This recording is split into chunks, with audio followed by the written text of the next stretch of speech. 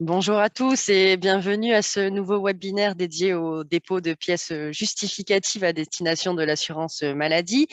Pour ceux et celles qui ne me connaissent pas, je suis Marine Mallet, je suis conseillère employeur à la Caisse des Alpes-Maritimes. Je serai accompagnée aujourd'hui de ma collègue Marine Millier, également conseillère employeur qui s'occupera du coup de toute la partie chat et back-office. N'hésitez pas du coup à poser l'ensemble de vos questions au fil de l'eau sur le chat afin que l'on puisse consacrer un temps d'échange en fin de présentation. Et nous vous demanderons aussi de bien vouloir rester connecté jusqu'à la fin de la présentation car nous diffuserons une enquête de satisfaction. Voilà, donc on va pouvoir du coup débuter ce webinaire. Donc, certains justificatifs aujourd'hui restent nécessaires, hein, même si la DSN est plus simple, plus facile, plus rapide, puisque vos éléments de paie sont transmis par ce biais. Malgré tout, quelques justificatifs du coup restent nécessaires, notamment pour le congé paternité, où vous devrez continuer à nous adresser l'acte de naissance. Et donc, du coup, ce nouveau téléservice sécurisé sera le point d'entrée unique pour le dépôt de vos pièces justificatives. Mais nous le verrons bien entendu un peu plus en détail sur les slides suivantes. Alors, en revanche, il faut quand même insister sur une partie, notamment le suivi. Il faut savoir que le suivi de vos comptes rendus, lui, en revanche, restera indispensable puisqu'il est impératif de faire ce suivi par le biais de votre tableau de bord puisqu'il va refléter la qualité des données transmises et vous permettra, s'il y a lieu, d'effectuer une modification avec votre éditeur ou tout simplement de faire une annule et remplace ou encore une attestation rectificative si des éléments sont à modifier. Concernant du coup le fameux téléservice donc, qui a été mis en place, hein, je vais vous le présenter. Qu'est-ce que c'est? Eh bien, ce nouveau téléservice, en fait, il a été mis en place pour toutes les caisses de France et c'est d'ores et déjà le point d'entrée unique. Vous n'aurez donc plus, comme vous le faisiez auparavant, à nous envoyer des pièces justificatives sur différentes boîtes mail selon la caisse de rattachement de votre salarié, ce qui pouvait parfois être assez fastidieux puisque vous deviez du coup connaître la caisse de rattachement pour nous envoyer ensuite la pièce sur la boîte dédiée de la caisse d'appartenance et vous deviez aussi avoir un hommage particulier sur la pièce jointe à nous adresser. Aujourd'hui, il n'y a plus lieu de le faire puisque le point d'entrée, c'est le compte entreprise, donc qui du coup il sera accessible via le compte net entreprise. C'est un point d'entrée qui est unique et sécurisé et qui permet, comme je vous l'ai indiqué à l'instant, un routage automatique vers la caisse gestionnaire. Mais je vais vous l'expliquer, bien entendu, un peu plus en détail. Donc, l'accès se fait via le compte net entreprise. Donc, c'est une bonne chose puisque du coup, ça évite les multiplications de canaux ou de pages à consulter, hein. Vous vous connectez comme d'habitude sur votre compte net entreprise. C'est du coup simple, sécurisé et ça vous permet d'avoir un suivi. C'est surtout que du coup, ça répond à l'ensemble des obligations en matière de confidentialité et de transmission des données. Donc, pour pouvoir accéder à ce nouveau téléservice, donc le compte entreprise, il suffit du coup de vous connecter sur votre page Net Entreprise. Important, il faut que vous ayez un compte administrateur et non un compte déclarant, sinon vous ne pourrez pas faire la modification. Vous ne pourrez faire la modification qu'à partir d'un compte administrateur. Donc, une fois connecté via ce compte, il conviendra de vous rendre dans Gestion et gérer les déclarations dans un premier temps. Donc, pour pouvoir ajouter la déclaration compte entreprise, puisque lorsque vous irez dans gestion et gérer les déclarations, vous allez accéder à un tableau avec un menu déroulant où vous pourrez avoir l'ensemble des déclarations disponibles et les déclarations sélectionnées. Donc, il conviendra de sélectionner le compte entreprise et de le faire basculer sur les déclarations disponibles. Ça, c'est la première chose. Ensuite, dans un second temps, il conviendra de gérer les habilitations à ce nouveau téléservice, donc toujours par le menu gestion, sauf que là, vous irez dans gérer les habilitations afin de donner l'accès à ce nouveau téléservice pour l'ensemble des déclarants que vous gérez, puisque dans une structure, il peut y avoir plusieurs gestionnaires de paie et ça vous permet du coup de pouvoir leur donner les habilitations. Si vous rencontrez des difficultés à ce niveau-là, n'hésitez pas à contacter la plateforme téléphonique au 0820 000 516 qui se tient à votre disposition si vous avez besoin d'aide ou encore à adresser un mail à Marine et moi si besoin. Concernant le dépôt de pièces, donc vous verrez, ça se fait en 3 clics. Dans un premier temps, vous créez le dossier, vous ajoutez ensuite les pièces nécessaires et vous adressez vos pièces jointes. Donc, vous verrez, très simple et en plus très intuitif. Ça va quand même vous faciliter la vie, je pense, par rapport au mail que vous deviez adresser jusqu'à présent. Donc, pour la création du dossier, on vous demandera dans un premier temps donc, une identification de l'entreprise par SIRET. Donc, si vous n'avez qu'un seul SIRET, eh bien, il n'y aura pas de menu déroulant. En revanche, si vous avez un portefeuille ou plusieurs établissements, il conviendra dans le menu déroulant de sélectionner le SIRET pour lequel vous souhaitez envoyer une pièce jointe, donc le SIRET de rattachement du salarié. Il conviendra ensuite d'indiquer l'identité de votre salarié en écrivant donc son numéro de sécurité sociale avec la clé. Cette identité sera confirmée puisqu'à partir du moment où vous saisissez le numéro de sécurité sociale, eh bien, le nom, le prénom et la caisse de rattachement se génèrent automatiquement. Donc, ça vous permet de vérifier qu'il n'y a pas eu d'erreur dans la saisie du numéro de sécurité sociale. Et on vous demandera aussi d'identifier l'arrêt concerné avec le dernier jour de travail pour pouvoir, pour nous, faire le lien avec l'attestation de salaire ou le flux DSN qui a été envoyé en ce sens. Dans un second temps, on vous demandera de nous indiquer le type d'absence du salarié, donc vous aurez un menu déroulant, de nous indiquer si vous aviez effectué un signalement DSN ou une attestation de salaire sur Net Entreprise, et si vous nous adressez donc ces pièces pour une demande initiale, en parallèle de l'envoi d'une attestation de salaire ou encore en réponse à un compte-rendu sur l'attestation de salaire, puisque vous pouvez avoir un compte-rendu métier qui vous demande des éléments. Et à ce moment-là, si tel est le cas, quand vous vous connecterez, vous nous indiquerez en réponse à un compte-rendu et vous pourrez nous injecter les pièces qui vous sont réclamées, chose sur laquelle vous aviez souvent des problématiques, à savoir comment nous adresser les pièces lorsqu'elles vous étaient réclamées par le biais d'un compte-rendu. Ensuite, eh bien, il faudra du coup ajouter le ou les documents à nous transmettre. Donc, vous allez sélectionner dans une liste déroulante les documents que vous désirez nous transmettre. Attention, la taille maximale par envoi est limitée à 5 émos et le format des pièces doit être uniquement au format PDF. Les autres formats ne sont pas acceptés. En revanche, il faut savoir aussi que si, par exemple, vous avez des bulletins de salaire à nous envoyer et qu'il y en a plusieurs, il faudra compiler les différents bulletins de salaire dans un même fichier pour pouvoir nous l'adresser. Vous ne pourrez pas mettre 2 bulletins de salaire séparément. Il faudra les mettre ensemble. Ensuite, il convient du coup d'envoyer vos pièces. Donc, vous avez la possibilité au moment de l'envoi de sauvegarder ces pièces afin de pouvoir les vérifier.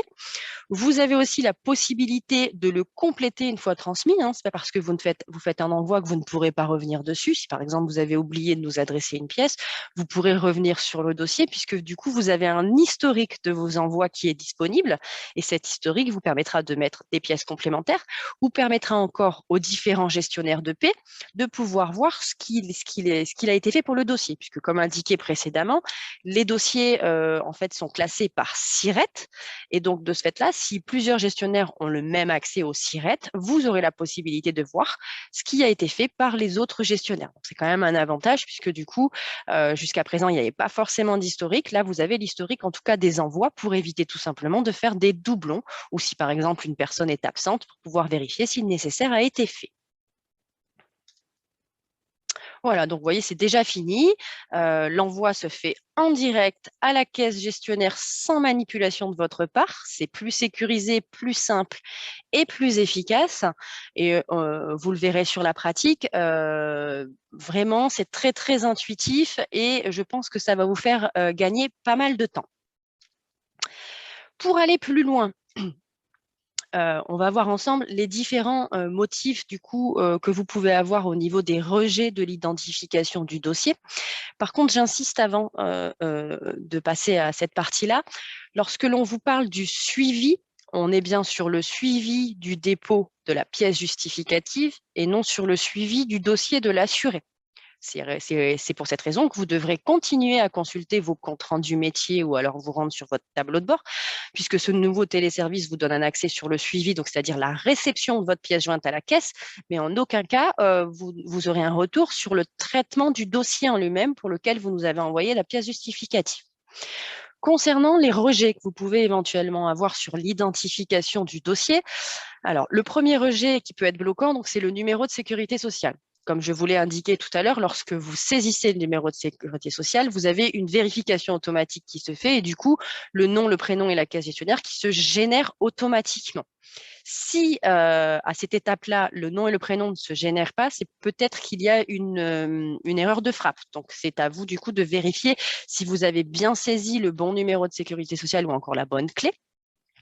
Après, le deuxième rejet que vous pouvez avoir, c'est un rejet sur le dernier jour de travail, mais qui est sur la même base que les attestations de salaire, puisque comme vous le savez, vous ne pouvez pas faire de démarche par anticipation, que ce soit une attestation de salaire ou un envoi de pièces justificatives. Vous ne pouvez le faire que pour un dernier jour de travail égal au jour ou inférieur à cette date-là. Mais en aucun cas, vous ne pourrez faire des démarches par anticipation. Et après, on peut avoir aussi le doublon, puisque comme je vous l'ai expliqué tout à l'heure, vous avez du coup un historique des suivis et des pièces. Et lorsque vous avez besoin, par exemple, de mettre une pièce complémentaire à un dossier déjà ouvert, il conviendra d'aller rechercher le dossier existant et non d'en créer un nouveau, puisqu'à partir du moment où vous créez un dossier avec le même salarié, le même dernier jour de travail et le même risque, eh bien, vous allez avoir une erreur vous indiquant que le dossier existe déjà. Ensuite, concernant les rejets techniques, puisqu'il faut savoir qu'on est sur un site internet, hein, donc il peut forcément y avoir des rejets techniques. En l'occurrence, l'accès au site internet qui peut avoir planté, et ça malheureusement c'est les aléas d'Internet. Hein. Donc, si tel est le cas, revenez plus tard et pensez éventuellement à sauvegarder le dossier que vous avez commencé à faire. Après, vous pouvez avoir une anomalie sur le téléchargement de vos pièces. Si vous voyez que la pièce ne s'est pas téléchargée ou encore que le bouton envoyer est grisé, peut-être que vous n'avez pas sélectionné un document, que ça ne s'est pas bien fait, ou tout simplement que le dossier n'est peut-être pas au bon format, puisque comme je vous l'ai indiqué, ça aussi c'est un motif de rejet. L'extension PDF est obligatoire. Si vous sélectionnez un dossier Word ou un dossier Excel, ça ne pourra pas être pris en charge. Après, concernant le volume aussi, faites bien attention, le volume de votre fichier doit être inférieur à 5 MO. S'il est supérieur, pareil, vous risquez d'avoir un rejet. Petite chose importante, vous avez, lorsque vous effectuez du coup de l'envoi de pièces justificatives, une zone commentaire qui permet éventuellement de nous donner un détail sur la pièce que vous nous avez adressée. En revanche, il faut savoir que c'est limité à 150 caractères. Donc, pour le suivi du dépôt, comme je vous l'ai du coup indiqué tout à l'heure, hein, vous avez la possibilité du coup de suivre le dépôt de votre pièce, à savoir si elle a bien été réceptionnée par la caisse, hein, puisque vous allez avoir du coup un filtre et des codes de couleur qui vous permettent de voir si la pièce a bien été réceptionnée ou non. Ça vous permet du coup ensuite peut-être même de pouvoir la mettre à l'écran et de vérifier la pièce qui nous a été transmise. En revanche, comme indiqué, aucun retour sur le traitement ne sera effectué. Donc, c'est pour cette raison que vous devrez consulter vos comptes rendus métiers ou encore votre tableau de bord.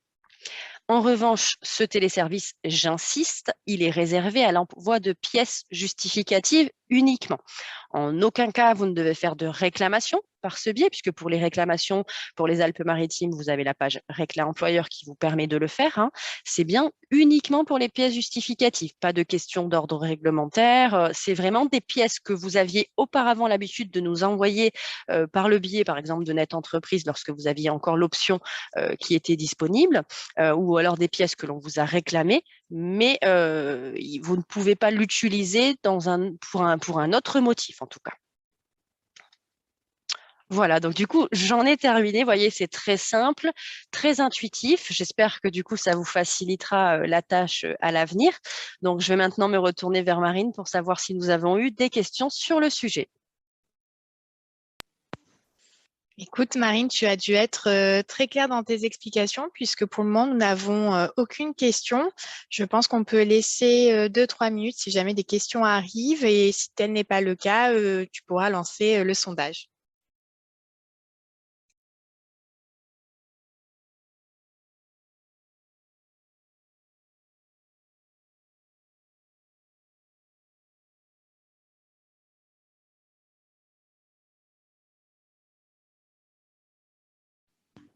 N'hésitez pas à poser vos questions, hein. Il n'y a pas de questions bêtes, au contraire, on est là pour ça. Donc vraiment, si vous avez des interrogations ou si vous avez besoin que je revienne sur un élément eh bien, du support qui vous a été présenté, n'hésitez pas à le faire immédiatement. Bien entendu, on restera dans tous les cas à votre disposition. On va vous mettre nos coordonnées si vous avez besoin d'un accompagnement personnalisé ou même une visite sur d'autres sujets. N'hésitez vraiment pas à nous faire part de vos interrogations. Est-ce que nous avons des questions, Marine? Alors, première question, est-ce que c'est sur cet espace que l'on pourra déposer le contrat pour les apprentis? Alors, c'est une très bonne question puisque c'est une question qui revient régulièrement. À aujourd'hui, le contrat d'apprentissage n'est plus obligatoire. Donc, c'est-à-dire que vous n'êtes plus censé nous adresser en pièce justificative le contrat d'apprentissage. Celui-ci n'est à nous adresser que sur demande de la caisse. Si la caisse vous fait une demande de nous adresser celui-ci, en effet, ce sera par ce biais qu'il faudra nous le transmettre. En revanche, vous ne devez plus le faire systématiquement, puisqu'il y a eu une simplification à ce niveau-là qui a été faite au niveau de la réglementation, et donc vous n'avez plus besoin de nous l'envoyer systématiquement.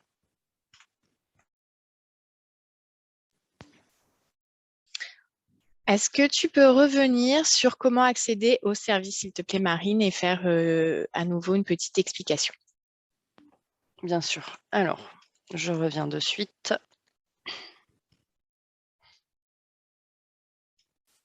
Voilà. Donc, pour accéder au téléservice, et en plus, il y a une petite chose que j'avais peut-être oublié de vous dire, donc ça tombe bien qu'on revienne sur ce point.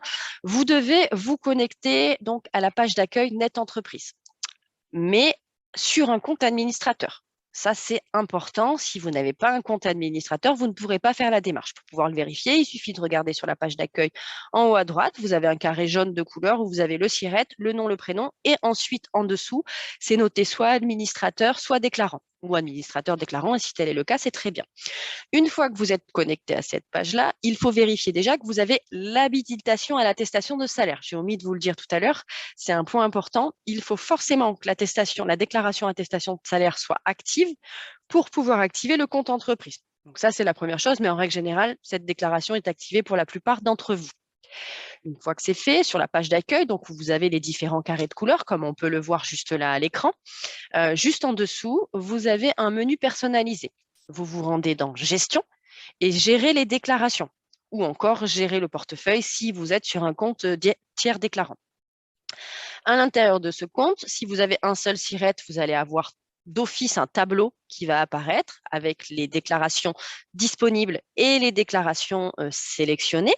Si tel est le cas, vous allez par ce biais sélectionner le compte entreprise et le faire basculer vers les déclarations sélectionnées. Et si vous avez plusieurs établissements ou plusieurs SIRET, à ce moment-là, il conviendra de vous rendre sur le SIRET et vous allez avoir un genre de petit cahier avec plusieurs feuilles. Vous cliquerez là-dessus et vous atterrirez du coup directement sur le tableau que je viens de vous expliquer à l'instant. Une fois que c'est fait, vous vous rendrez de nouveau sur la page d'accueil et vous verrez que le carré compte entreprise apparaît en grisé avec un délai d'activation de 24 heures. Donc ça, c'est la première chose. Ça veut dire que la déclaration a bien été sélectionnée et que ce sera actif dès 24 heures. En revanche, dans un second temps, vous devez aussi gérer les habilitations. Pourquoi? Puisqu'en général, dans une structure, il y a plusieurs gestionnaires de paie habilités à effectuer des démarches. Et si tel est le cas, il faudra du coup habiliter l'ensemble de ces gestionnaires. Pour ce faire, vous vous rendez toujours dans le menu personnalisé, vous allez dans Gestion, sauf que là, vous n'irez pas dans Gérer les déclarations, mais dans Gérer les habilitations. Et là, à ce moment-là, il conviendra de cocher Compte entreprise pour toutes les personnes que vous souhaitez habiliter à nous transmettre des pièces justificatives. Merci Marine. Il y a une personne qui nous dit qu'elle ne parvient pas à trouver l'encart compte entreprise malgré que les habilitations soient OK. À ce moment-là, n'hésitez pas à nous adresser un mail. Nous mettrons nos coordonnées juste après cette présentation. Ensuite, j'ai voulu envoyer une attestation d'arrêt maladie pour prouver que le congé paternité obligatoire avait été pris en retard, mais je n'ai pas le libellé PJ attestation maladie. Je n'ai que arrêt maladie pour pompiers volontaires. Comment faire? Alors, je vais avoir besoin d'un complément d'information parce que du coup, la question pour moi n'est pas très claire.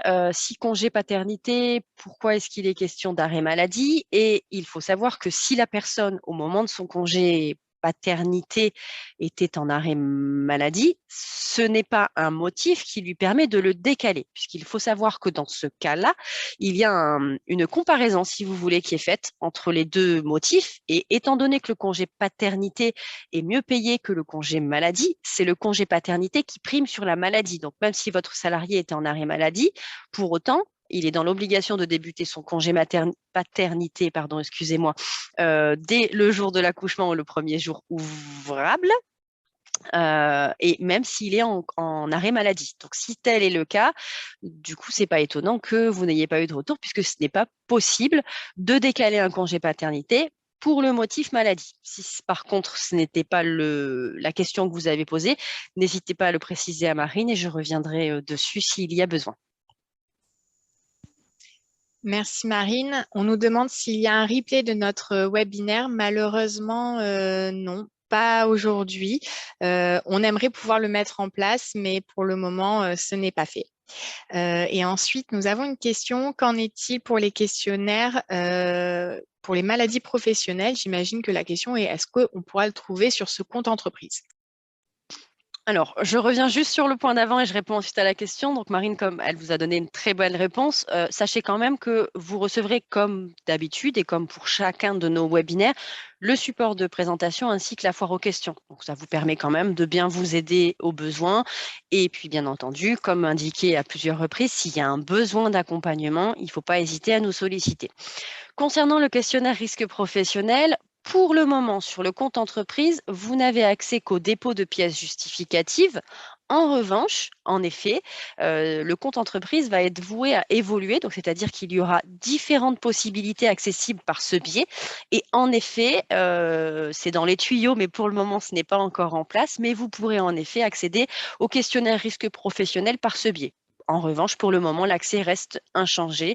Donc, il n'y a pas de modification pour le moment, en tout cas. Merci Marine. Je ne vois plus de questions. Je pense que tu peux lancer le sondage.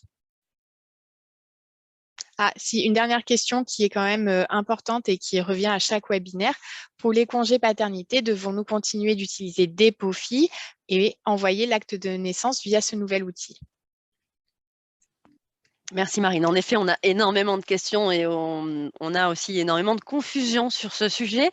Alors, pour rappel, le tableau de fractionnement pour le congé paternité n'est à nous adresser que si vous effectuez une attestation de salaire en saisie sur Net Entreprise.